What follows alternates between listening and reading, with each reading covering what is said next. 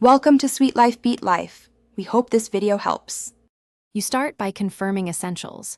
Make sure your iPhone runs a supported iOS and you have enough free storage, because updates need space to unpack. Next, open the App Store and search Capcut or Tap Updates to find it. Once done, connect to a stable Wi-Fi network and plug in power if your battery is low. This prevents interruptions and ensures the update completes without throttling or data charges. You'll tap Update or enable automatic updates to let the iPhone handle future installs. This saves time. As the download runs, watch the progress circle. Don't force close the App Store or switch networks midway, because that can corrupt the download. If the install pauses, make sure Wi-Fi is steady. Then pause and resume or toggle airplane mode for a quick reconnect.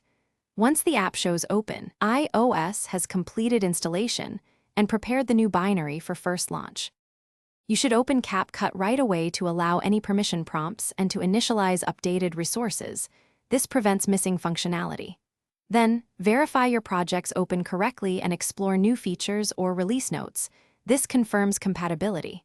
If something goes wrong, restart your iPhone and reopen the app. If crashes persist, delete and reinstall Capcut, but export any local projects first. Finally, make sure automatic